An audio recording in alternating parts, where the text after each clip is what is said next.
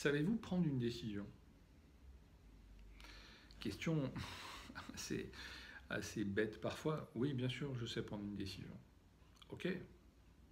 Vous êtes-vous déjà trompé dans la prise de décision? La réponse, effectivement, affirmative, oui, ça m'est déjà arrivé. Bonjour à tous, bienvenue dans cette nouvelle capsule, nouvelle séquence.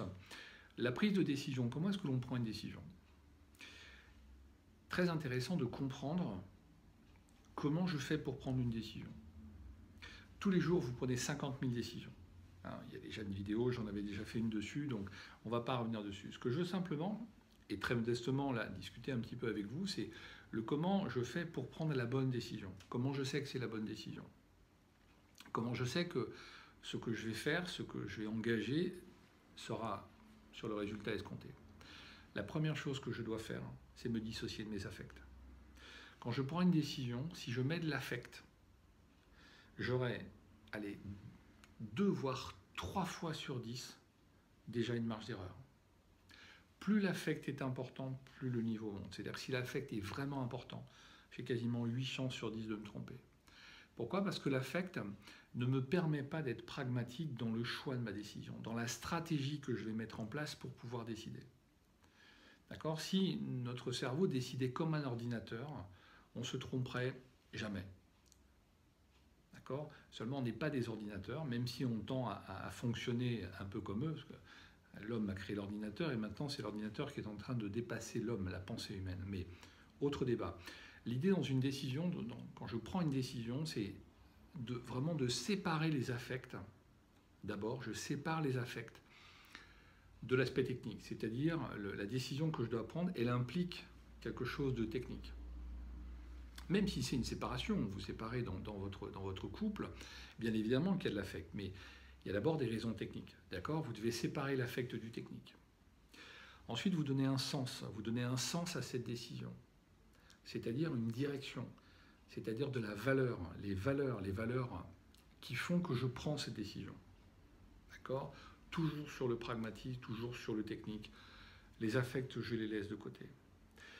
Ensuite, vous évaluez les conséquences, c'est-à-dire que dans l'action, dans la décision que je vais prendre, il y a des conséquences. Les conséquences, parfois, sont extrêmement importantes en termes financiers, en termes d'impact commercial, d'image.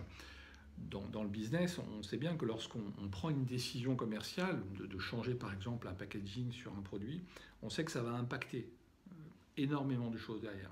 Parce que le client va avoir du mal, il va avoir du temps pour qu'il s'habitue, bref, il y a un impact. Donc, évaluez au maximum les impacts, c'est le système conséquentiel qu'il y a derrière votre décision, toujours sur le plan technique. D'accord? Passez par l'écrit. Prenez une feuille, vous écrivez tout ce que je viens de vous dire. Vous séparez l'affect, vous pouvez faire une colonne, vous mettez l'affect sur la droite, et sur la gauche, vous mettez tous les points techniques. Les points techniques et les conséquences. Si je décide ça, qu'est-ce qui va se passer? Si je décide ça, qu'est-ce qui va se passer? Lorsque vous êtes obligé de prendre une décision, pourquoi? Parce que la vie fait, ou l'instant, vous êtes dans un métier où il faut décider.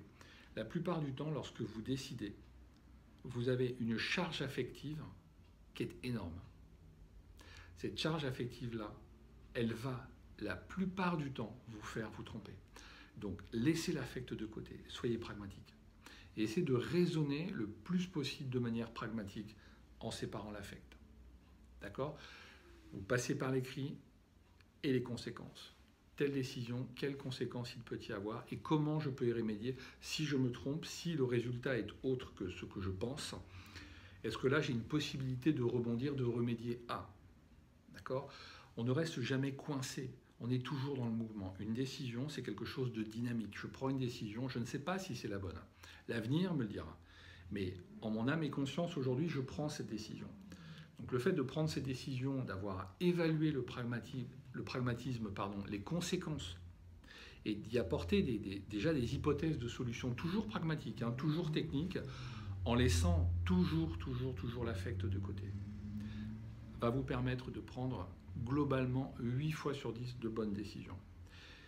La chose essentielle aussi, n'ayez pas peur de vous tromper, parce qu'on se trompe tous. N'ayez pas peur de vous tromper. Apprenez des erreurs, grandissez à travers ce que vous allez apprendre de l'erreur. D'accord? Rappelez-vous que l'échec n'existe que lorsqu'on arrête, que lorsqu'on arrête. Tant qu'on est dans l'expérience, on est dans le mouvement, on est dans l'essai, on est vers la réussite, on va vers la réussite.